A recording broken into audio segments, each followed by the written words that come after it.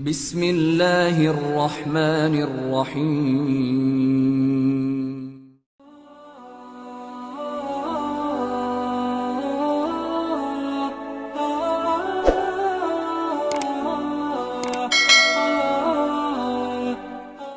Bismillahirrahmanirrahim. Assalamualaikum warahmatullahi wabarakatuh. Sahabat beriman yang dirahmati Allah subhanahu wa ta'ala, syukur alhamdulillah kita masih bisa berjumpa lagi di channel Tiang Surga ini, channel inspirasi Islam dan keutamaan dalam beramal.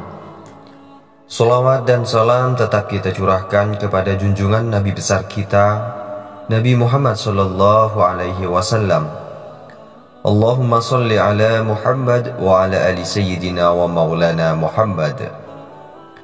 Besar harapan dan doa saya, semoga saudaraku semua selalu diberikan kesehatan, dimurahkan rezekinya, dan dipanjangkan umurnya oleh Allah subhanahu wa ta'ala. Amin ya rabbal alamin.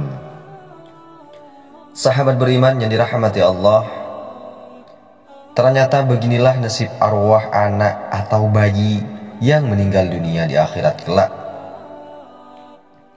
Di dalam hadis riwayat Bukhari, An-Nasai dan Ahmad, Rasulullah sallallahu alaihi wasallam bersabda, "Wahai Ummu Sulaim, tidaklah dua orang muslim yang telah ditinggal mati tiga orang anaknya, kecuali Allah akan memasukkannya ke dalam surga karena kasih sayangnya kepada mereka." Ummu Sulaim kemudian bertanya, "Kalau dua?" Lalu beliau menjawab, "Dua juga." Hadis riwayat Bukhari, An-Nasai dan Ahmad. Sahabat beriman yang dirahmati Allah, seorang bayi dan anak-anak yang meninggal sebelum menginjak dewasa dan mendahului ayah atau ibunya akan menjadi syafaat bagi ayah atau ibunya tersebut. Bahkan di dalam suatu hadis, anaknya tersebut dapat menarik ayah atau ibunya untuk masuk ke dalam surga. Khalid Al-Abasi pernah bercerita tentang anaknya yang wafat. Ia kemudian bertanya kepada Abu Hurairah radhiyallahu an, "Wahai Abu Hurairah, tidaklah engkau mendengar dari Nabi sesuatu yang menenangkan jiwa kami atas kematian anak-anak kami?" Abu Hurairah radhiyallahu an berkata, "Aku mendengar Nabi Muhammad sallallahu alaihi wasallam bersabda, bayi-bayi kalian kelak menjadi jentik-jentik di surga." Hadis riwayat Muslim. Sahabat beriman yang dirahmati Allah, maksud dari hadis bersanad sahih tersebut dikutip dari Adabul Mufrad oleh Imam Al-Bukhari adalah bayi-bayi yang meninggal dunia mendahului kedua orang tuanya tidak akan berpisah dari surga. Keterangan hadis di atas juga dikuatkan oleh firman-Nya dalam surah At-Tur ayat 21. Allah subhanahu wa ta'ala berfirman, "Walladzina amanu wattaba'athum dzurriyyatahum biimanin alhaqna bihim dzurriyyatahum wama alatnahum man amalihim min syai' kullu imri'in bima kasaba rahin."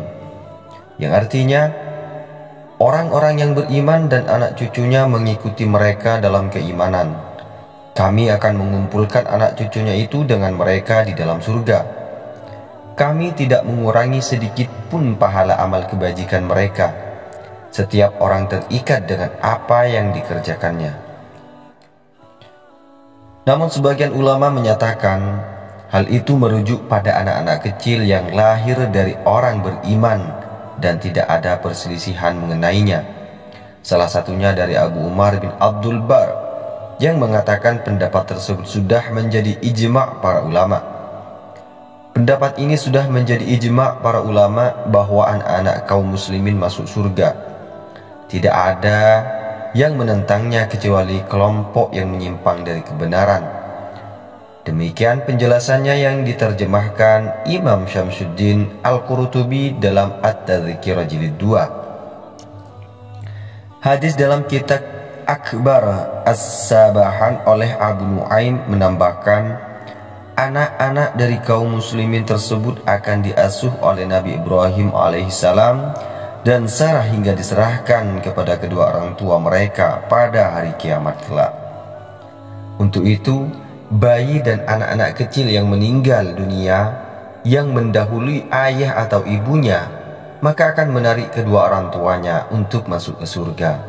Sesuai dengan riwayat Abu Hurairah radhiyallahu an dalam kitab Silsilah Al-Hadis As-Sahihah, bahwa Rasulullah Shallallahu alaihi wasallam bersabda, salah seorang anak-anak itu akan menemui ayahnya atau orang tuanya, lalu memegang pakaiannya atau tangannya seperti aku sedang memegang bajumu, dan ia tidak akan melepaskannya sebelum Allah memasukkan orang tuanya ke surga.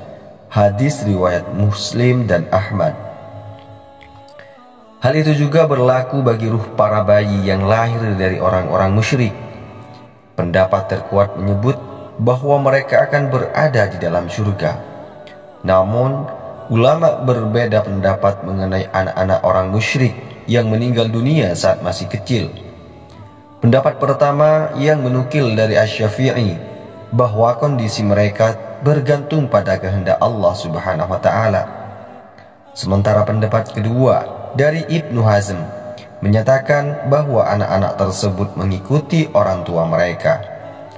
Pendapat lainnya ada yang menyebutkan bahwa anak-anak kecil ini akan berada di dalam barzakh antara surga dan neraka.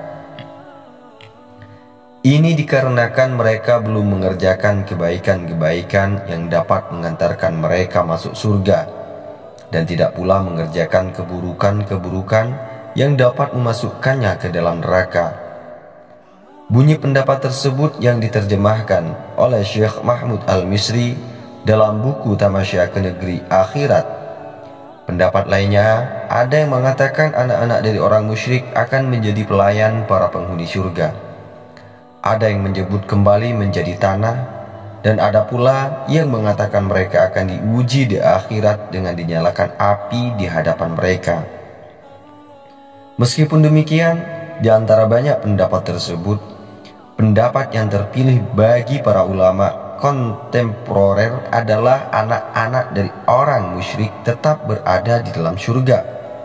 Pendapat ini mengatakan sudah selayaknya anak yang belum sempurna akalnya tidak ditimpakan siksa. Sahabat beriman yang dirahmati Allah, pendapat ini pula yang dianut oleh Imam Al-Bukhari. Landasannya dari salah satu hadis Rasulullah Shallallahu alaihi wasallam yang berbunyi, setiap orang dilahirkan dalam keadaan fitrah, maka kedua orang tuanya lah yang mencetaknya menjadi Yahudi, Nasrani, atau Majusi. Hadis riwayat Bukhari. Baiklah sahabat beriman yang dirahmati Allah Subhanahu wa taala, itulah nasib arwah anak atau bayi yang meninggal dunia di akhirat kelak. Semoga video ini bisa bermanfaat dan semoga bisa menjadi wasilah bagi kita semua. Saya akhiri, wassalamualaikum warahmatullahi wabarakatuh.